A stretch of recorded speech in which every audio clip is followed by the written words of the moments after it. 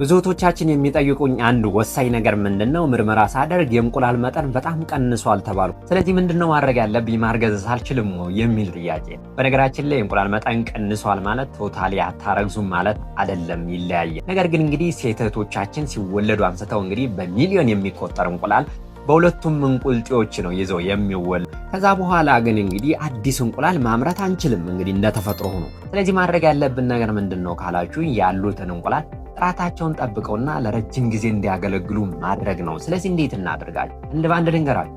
የመጀመሪያው ምንድነው እንግዲህ የሰውነት ክብደታችሁን ማስተካከል። ይሄ ከምታስቡት በላይ ነው ፋክተር ያለው። እንግዲህ በጣም ወፍራም ወይም ደግሞ በጣም ቀጫጫ በምትሆኑበት ሰዓት እንግዲህ ቦዲ ማስ ኢንዴክስ የምንለው ነገር በጣም ይዋዥቃል ማለት ነው። በዛ ሰዓት እንግዲህ በሚገርማችሁ ሁኔታ ነው ይህ ሆርሞናል ኢምባላንስ የሚገጥማችሁ። ሆርሞናል ኢምባላንስ ከገጠማችሁ ደግሞ ኦቫሪ ላይ እንቁልጤ ላይ አፌክት ይኖሯል፣ እንቁላሉ ይበደላል ማለት። ሌላኛውና ሁለተኛው አንቲ ኦክሲደንት የሚባሉ ምግቦችና ፕሮቲን አዘል ምግቦችን በደንብ መመገብ መቻል አለባችሁ፣ ፍራፍሬና አትክልትን ጨምሮ ማለት። በሶስተኛ ደረጃ ግን ሰፕሊመንቶችን መውሰድ። ሰፕሊመንት ስለ እንዴት ነው? ቫይታሚን ዲ፣ ኮኪዩቲን፣ ኦሜጋ 3 እና ፎሊክ አሲድ፣ አይረን እነዚህን መውሰድ መቻል አለባችሁ። እንግዲህ የእንቁላል ጥራቱን ከሚጠበቀው በላይ ነው የሚጨምሩት። ግን መድኃኒቶችም አለ፣ ክሎሚፌን ሲትሬት እና ሌትሮዞል። እነዚህ የነገርኳችሁ ሰፕሊመንት እና መድኃኒቶች ግን በዶክተሮች ትዕዛዝ ከታዘዘ በኋላ በዶክተሮች ጋይድ እየተደረገ የሚሰጡ መድኃኒቶችና ሰፕሊመንቶች ብቻ ናቸው ማለት ነው። በመጨረሻም ልላችሁ የምችለው ነገር ኢንፈርቲሊቲ እየሞከራችሁ ከሆነና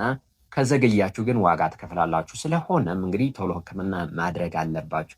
እድሜያችሁ ከ35 ዓመት በታች ከሆነ ለ1 ዓመት ሞክራችሁ ወዲያውኑ ሕክምና ማድረግ። እድሜያችሁ ከ35 በላይ ከሆነ ለ6 ወር እንደሞከራችሁ እንግዲህ ወዲያውኑ ሕክምና ማድረግ እንዳትረሱ። ጠቃሚ ከነበረ ሰብስክራይብ ማድረግ እንዳትረሱ።